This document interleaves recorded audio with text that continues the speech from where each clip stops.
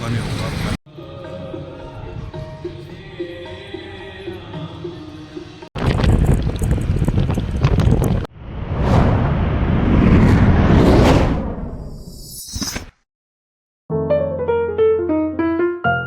Hello everyone, कैसे हैं आप सब? होप आप सब बढ़िया होंगे। आप देख रहे हैं मेरे चैनल को जिसका नाम है Khushboo Hussain vlog. Welcome back to next vlog guys and welcome back to my channel.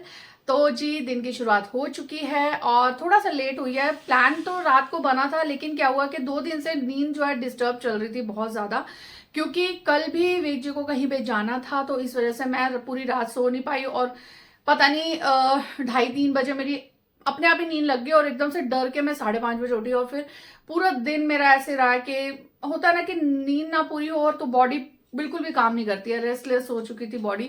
तो आज भी रात भी हमने कुछ प्लान किया था कि जाएंगे व्लॉगिंग के हिसाब से, तो बाहर निकलेंगे। तो बस हुआ था करते करते टी शर्ट में करते करते बहुत लेट हो गया अभी गाइस। तो चलिए, मैं हो चुकी हूँ रेडी, वसीम साहब हो रहे हैं रेडी। तो बस अभी निकलते हैं। कहाँ जा रहे हैं? और जैसे कि मैंने बताई आपको, कोई ट्रैवलिंग व्लॉग जो हमारा है हम अपनी हेलीकॉप्टर मतलब एक्टिवा पे ही कर रहे हैं जो हमारे पास है। तो हस्बैंड वाइफ वही उसी पे ही जाएंगे। तो कहाँ जा रहे हैं? बहुत अच्छी जगह है। जैसे कि अगर जिन्होंने मेरा पहला व्लॉग नहीं देखा है तो प्लीज़ जाके देखिएगा और लाइक शेयर कमेंट कर दीजिएगा, व्लॉग अच्छा लगे। क्योंकि गाइज हम लोग मेहनत कर रहे हैं, तो प्लीज़ आप लोग सपोर्ट करिए, अपनी ब्लेसिंग दीजिएगा। और क्योंकि आप हमारी यूट्यूब फैमिली है, तो हम एक्सपेक्ट करते हैं कि आप लोग हमें खूब सारा प्यार कर देंगे। और अभी का व्लॉग भी पूरा देखिएगा, बहुत अच्छा व्लॉग जाने वाला है, तो बने रहिएगा एंड तक व्लॉग में। तो फटाफट से बस मैं तो हो चुकी रेडी, निकलने लगे हैं। सीन साहब देखते हैं। वैसे तो कहते हैं लेडीज को ज़्यादा टाइम लगता है, लेकिन मैं आज जल्दी हो गई हूँ रेडी, क्योंकि मैंने कहा निकलना है फटाफट से, क्योंकि शाम तक वापस भी आना है। तो फिर चलते हैं अपनी नेक्स्ट रोड ट्रिप पर, तो बने रहिएगा। तो लो जी, हम निकल गए अपनी सफ़र की ओर और मैं बहुत खुश हूँ और एक्साइटेड हूँ। बहुत ही मज़ा आने वाला है, तो पूरा व्लॉग ज़रूर देखिएगा। और हम चल रहे हैं पहाड़ों की ओर। और वो कहते हैं ना, जब आप पहाड़ों में होते हैं तो आप खुद के सबसे करीब होते हैं। जब धरती हरी चादर ओढ़ लेती है तो मानो प्रकृति मुस्कुरा उठती है और दूर तक फैली हरियाली ये सिर्फ दृश्य नहीं, एक एहसास है। हम जा रहे हैं श्री पौंटा साहिब, जो कि डिस्टेंस, आप टोटल डिस्टेंस जो बता रही हूँ 94 किलोमीटर था, और यहाँ तक आपको दिखा रहा होगा कि 78 रह गया है।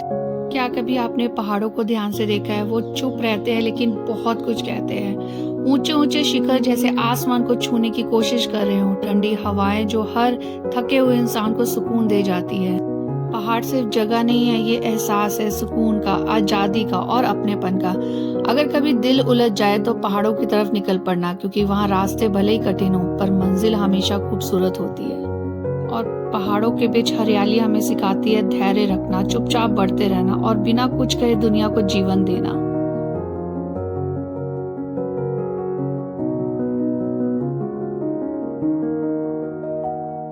तो गाइज, हम यहाँ पर एक जगह रुके हैं और यहाँ पर हम ले रहे हैं actually bread pakora. Bread pakora, वादियों में ब्रेड पकौड़ा। बहुत बढ़िया। तो लो जी, हम पहुंच गए गुरु की नगरी श्री पौंटा साहिब में। हिमाचल प्रदेश के सिरमौर जिले में यमुना नदी के किनारे स्थित श्री पौंटा साहिब गुरुद्वारा सिखों के 10वें गुरु गुरु गोबिंद सिंह जी महाराज की याद में निर्मित एक ऐतिहासिक और पवित्र स्थल है। 1685 में स्थापित गुरुजी ने यहाँ अपने जीवन के 4.5 साल बिताए। यहाँ उन्होंने प्रसिद्ध दशम ग्रंथ की रचना की। यह स्थान उनके घोड़े के पैर रखने के कारण पौंटा के नाम से प्रसिद्ध हुआ। गुरु गोबिंद सिंह जी महाराज ने यहाँ अपना निवास स्थान बनाया, जिसे पौंटा यानी पैर जमाने की जगह कहा गया। गुरु जी ने यहीं पर अपनी महान कृतियों जैसे जाप साहिब, अकाल उस्तत और चंडी दीवार की रचना की। गुरु जी यहाँ रहते हुए साहित्यिक रचनाएं करते थे और पास ही एक कवि दरबार का आयोजन भी होता था।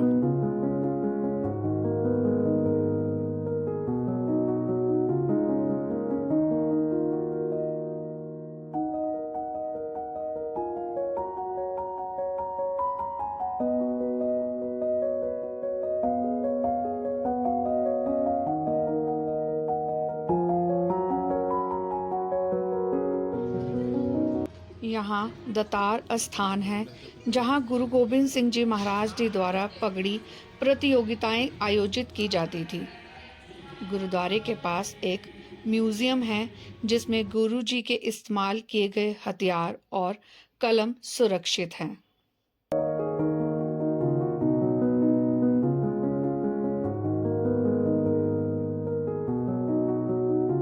गुरु गोबिंद सिंह जी महाराज जी के बड़े पुत्र बाबा अजीत सिंह जी का जन्म भी यहीं हुआ था।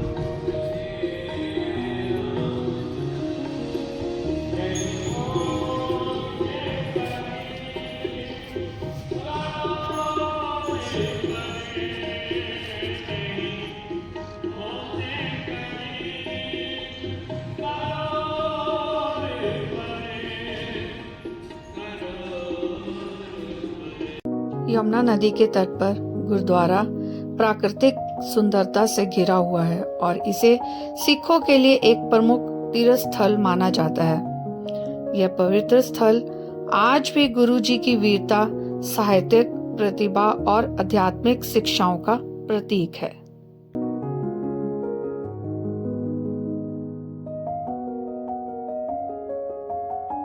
गुरुद्वारा साहिब की सबसे विशेष परंपरा है लंगर। लंगर की शुरुआत सिख धर्म के पहले गुरु नानक देव जी महाराज ने की थी। लंगर का मुख्य उद्देश्य है सभी लोगों को बिना किसी भेदभाव के एक साथ बैठाकर भोजन कराना। आज गुरुद्वारा श्री पांवटा साहिब एक भव्य और शांतिमय स्थल है।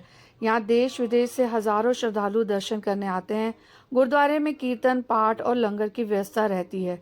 लंगर में सभी श्रद्धालु बिना किसी भेदभाव के एक साथ बैठकर भोजन करते हैं, जो समानता और सेवा की भावना को दर्शाता है। गुरुद्वारा श्री पांवटा साहिब हमें साहस, त्याग, सेवा और भक्ति का संदेश देता है।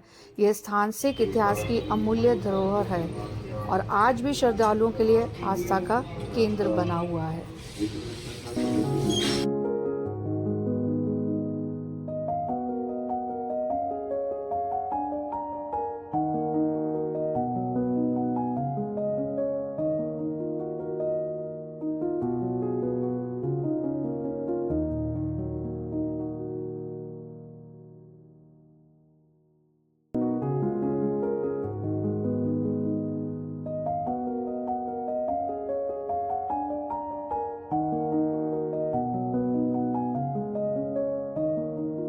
तो दोस्तों, अब हमारा घर वापसी का टाइम भी हो गया था। आज का दिन बहुत ही खास रहा। उम्मीद है आपको हमारा ये व्लॉग पसंद आया होगा।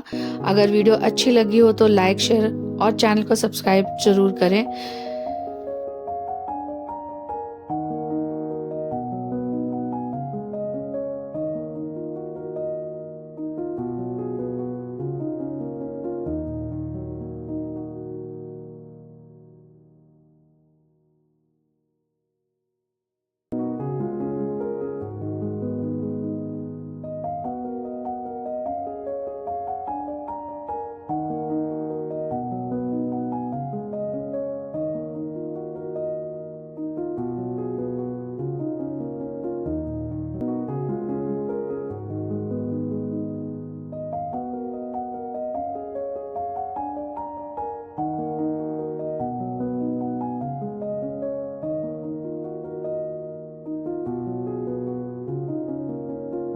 पहाड़ों की ये शाम जैसे आसमान ने सुनहरे रंगों की चादर ओढ़ ली हो। हवा में ठंडक है, दिल में सुकून, और अब समय है घर वापसी का। यादें साथ हैं और चेहरे पर एक हल्की सी मुस्कान।